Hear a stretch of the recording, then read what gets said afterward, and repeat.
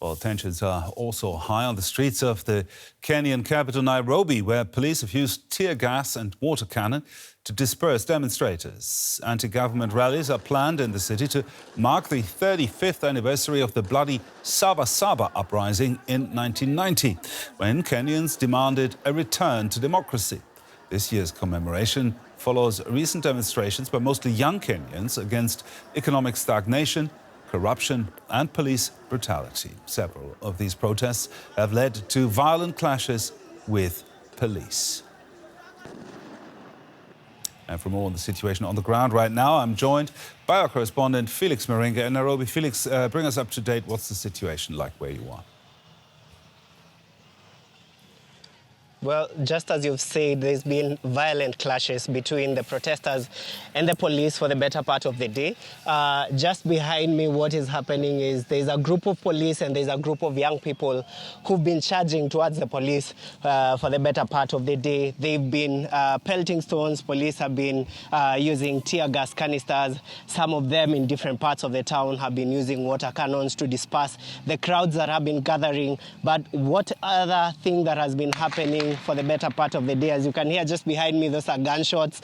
So what has been happening for the better part of the day is that from very early in the morning, the roads were barricaded leading into the central business district. So unlike in the past few weeks where we've seen a lot of protesters come into the central business district, today the protests are happening just in the towns adjacent to the central business district of Nairobi. So we have some of the protests that are happening even in other counties within the country.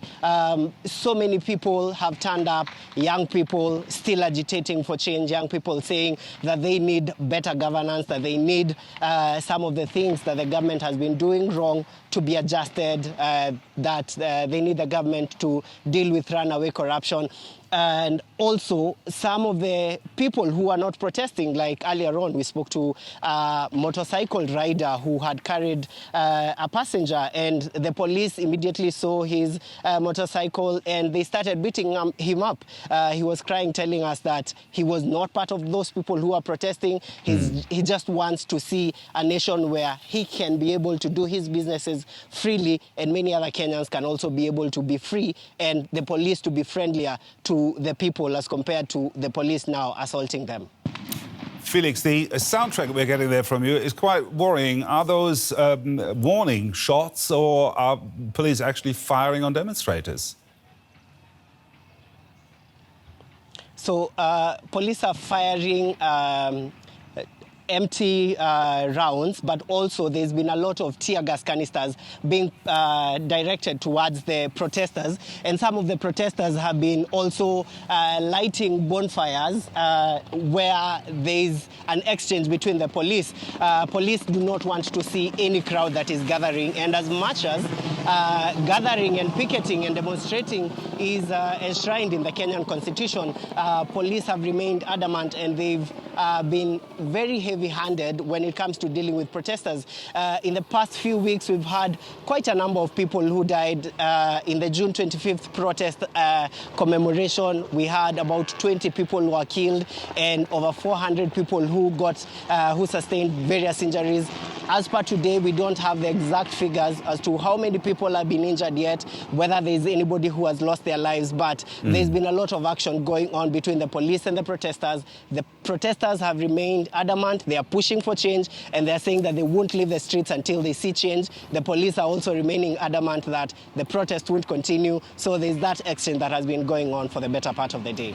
Felix, very, very briefly, what are you expecting for the coming hours? So in the coming hours, the opposition leader, Raila Odinga, had said he will join some of the younger generation of protesters in commemorating the Saba Saba Day celebration. So that is one of the things that Kenyans are expecting. But also more crowds have been building up for the better part of the day. So there could be more crowds gathering, and hopefully no one will get to lose their lives today. Felix Maringa reported from Nairobi. Thank you, Felix.